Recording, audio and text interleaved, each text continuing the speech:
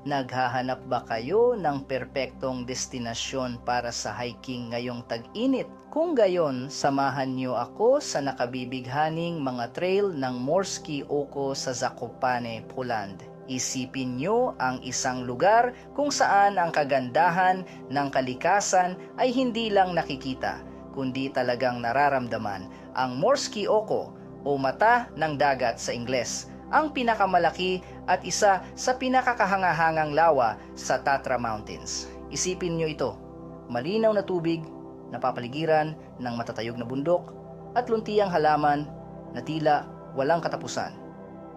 Ito ay hindi lamang isang tanawin na dapat makita, kundi isang paraiso para sa mga hiker at mahilig sa kalikasan. Ngayon, bakit Morskie Oko? Una sa lahat, ang paglalakbay patungo roon ay talagang kamangha-mangha.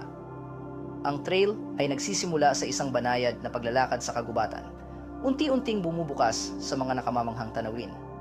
Sariwa ang hangin, puno ng amoy ng pine, at ang tanging naririnig ay ang huni ng mga ibon at ang langot-ngot ng iyong mga yapak sa daan.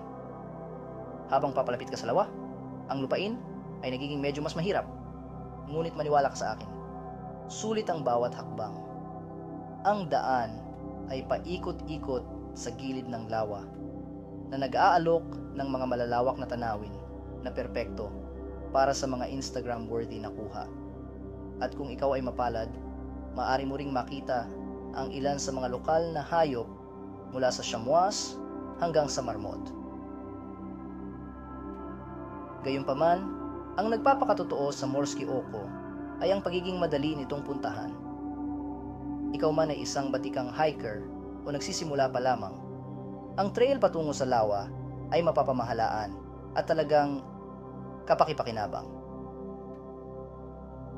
Mayroon ding kanlungan sa tabi mismo ng lawa kung saan maaari kang kumuha ng mainit na pagkain at magbabad sa mga tanawin bago bumalik. Kaya, kailan mo dapat bisitahin?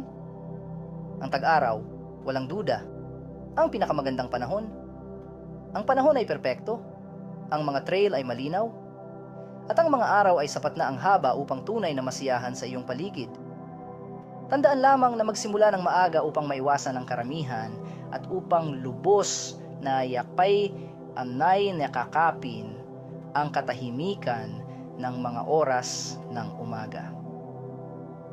Bilang konklusyon, kung naghahanap ka ng isang pakikipagsapalaran sa tag-araw na pinagsasama ang kilig sa hiking at ang kagilagilalas na kagandahan ng kalikasan, ang Morskie Oko ay dapat na nasa tuktok ng iyong listahan. Ito ay higit pa sa isang simpleng hiking. Ito ay isang karanasan na nagpapalusog sa kaluluwa at nagre-recharge sa espiritu.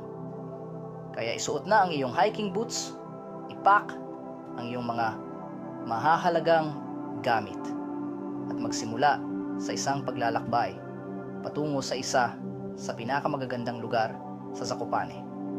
Maniwala ka sa akin, hindi ka magsisisi. Salamat sa pakikinig at magkita-kita tayo sa mga trail.